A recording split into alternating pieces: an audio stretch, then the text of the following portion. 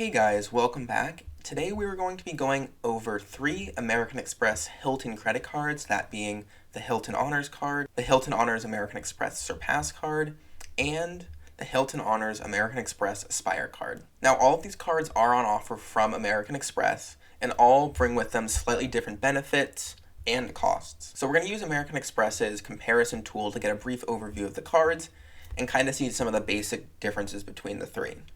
Of course, the basic card is going to come with no annual fee, which is attractive for a lot of people if they're looking at their first hotel credit card and they want to see if it works for them before they upgrade or apply for one of these other cards, like the Surpass or the Aspire. The Honors card comes with no annual fee, the Surpass with a $95 annual fee, and the Aspire for a $450 annual fee. Now, it's saying special offer here for me, but I think these are pretty normal offers that you would get for signing up for one of these cards. So with the Honors card, you can earn up to 150,000 points through the bonus. However, you are going to earn 100,000 through your first $1,000 in spending in the first 3 months. And then you can earn another 50,000 if you spend a total of $5,000 in your first 6 months of having the card. So for a lot of people, this first tier for the 100,000 points may be a little more interesting. Definitely getting 100,000 points for $1,000 in spend in 3 months is pretty competitive. Moving over to the Surpass card, you can get 150,000 points for spending $2,000 in the first 3 months, and then you can get another 50,000 for spending $10,000 in the first 6 months. So again, this first tier of the bonus is definitely the most interesting in my opinion. However, for some people, hitting this 5,000 in 6 months or this 10,000 in 6 months can be very doable. So it depends really what your spending looks like and what your goals are with the card. And then moving over to the Aspire card, you're just going to get 150,000 points for $4,000 in spending in the first 3 months. And of course, that goes along with the $450 annual fee. So just on bonus, it would almost make more sense to get the American Express Surpass card, just because you're going to get 150,000 points for spending $2,000 in the first 3 months having the card, compared to 150,000 points for spending $4,000 in the first 3 months of the card. However, there are a bunch of other differences between the cards. Now, in terms of APR, they're pretty similar. You're all going to be earning Hilton Honors bonus points. And then one of the other main differences between the 3 cards is the multipliers you're going to get for each category. Of course, as you go up in cost of the annual fee, you are going to be getting better multipliers. Of course, you're going to get 7x with the Hilton Honors card, 12x with the Surpass, 14x with the Aspire for Hilton bookings.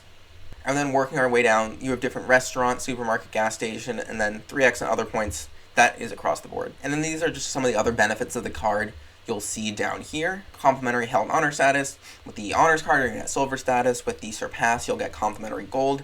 And with the Aspire, you will get Complimentary Diamond status. So then just going over some of the featured benefits here, of course, looking at the Hilton Honor status, as well as no foreign transaction fee. So this is one of those no annual fee credit cards that does come along with no foreign transaction fees, which is really interesting for a lot of people if you're looking to travel and you don't want to pay one of those pesky 1, 2, 3% foreign transaction fees on one of your other credit cards.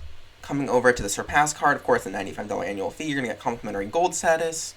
And then if you do spend $40,000 on your card within a calendar year, you'll be upgraded to Diamond status through the end of the next calendar year, which is, again, an interesting benefit. However, through that, it almost would make sense to just get the Aspire card, but it depends what your situation is. You might already have this card. You might end up spending more than you thought you would, or the intro bonus might have been more interesting on this card for you. It's really up to you. Again, one of the interesting parts of this card, if you spend $15,000 within a calendar year, you will be given a free weekend night reward, which, again, is a really interesting benefit. And for some people that have a lot of spending, this could be a really useful feature. And, of course, you are going to get 10 free Priority Pass lounge visits, which, for a lot of people who travel a few times a year, could be a really good benefit. And at only a $95 annual fee, you're not risking much by getting this card, even if you don't get value from it in your second, third, or fourth year of having the card. So this would be the top tier of the 3 Hilton cards offered through American Express.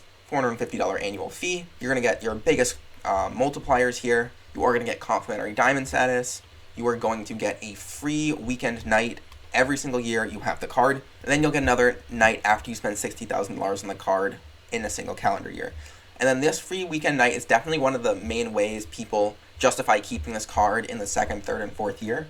Because you can easily get a hotel, depending on where you're going, that is valued at close to or greater than the annual fee of the card. So that's definitely why this ends up being a keeper card for a lot of people who do a lot of travel, aspirational travel, it definitely makes sense to hold on to this card if you value some of these experiences or more expensive hotels at what their cash value would be. And then you are also going to be getting a $250 Hilton Resort statement credit. So if you're not having to work to spend this extra $250 of credit at Hilton Resorts, then you can easily justify the annual fee of this card as being $200.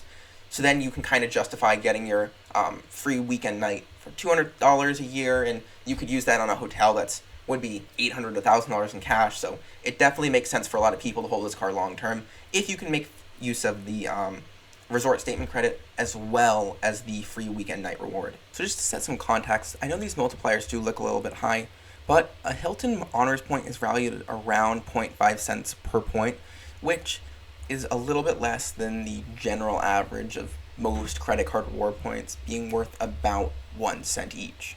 So just something to keep in mind when you're seeing these entry bonuses as well as multipliers, how much value you're actually getting. So that's just kind of a brief overview of these 3 cards. If you guys have any other questions specifically about one of these cards in particular, of course let me know in the comment section down below and I would be happy to make another video specifically on 1, 2, or all 3 of these cards. If you guys did enjoy this video, of course make sure to leave a like, let me know your thoughts in the comment section down below, and subscribe for more videos like this in the future. Thanks.